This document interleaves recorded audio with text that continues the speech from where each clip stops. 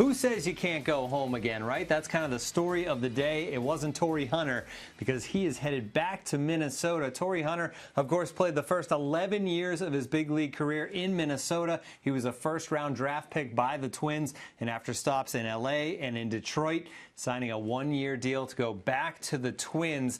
We've talked about it before. Would Torii end up deciding to go to a contender or kind of go with the heart back to where he started, and he goes with Minnesota? Yeah, absolutely. You mentioned home. He didn't go back to Texas. You know, that's where he's from, but he goes back to the organization where he started from. You know, I was a little surprised, you know, when you're thinking about a guy that's never been to the World Series. He's played in a few postseasons as far as with Minnesota before, and also with Detroit, you figure, okay, you know, at the end of his career, he's 39 years old, that he would go to a contender and try to ultimately get that ring. But maybe those offers weren't there. Maybe they wanted to kind of, you know, lowball him a little bit, and he had that opportunity to go back to Minnesota. It's awful, you know, it's comfortable going back to a place that you know, even though a lot of the players have changed, you know, some of the organization has changed.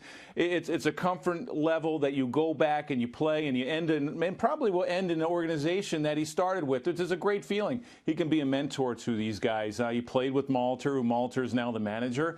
You know, I don't know where the Twins sit as far as where they're going to finish in 2015, but they're on their way up. They got a lot of good young players, and you know, he's such a mentor to a lot of players. He's a great guy to have in the clubhouse. I remember playing against this guy, and he just has such an infectious personality. You know, talking to the opposing team as a player, you know, you kind of stay away from that. But when him and Jock Jones were there, you couldn't stay away from him. I mean, you tried to run and hide from him, but you couldn't. All they wanted to do was pick your ear, pick your brain, and talk to you. And they had just such a great personality. I see him every once in a while in the off season, and even during the season, and he always comes up to you and he just wants to talk your ear off.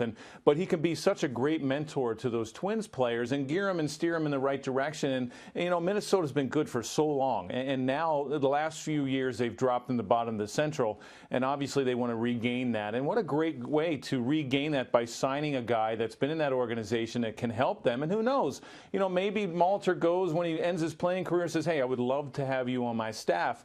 And I think that's when you see a lot of guys going back and finishing their careers with their organizations. I've gone back to Seattle. I signed back with New York for the day, and then he goes back, Torii Hunter does, for for the Twins, possibly his last contract. And you look at his numbers. I mean, this guy at the end of the year, at the end of his career, could be looked at as a Hall of Famer.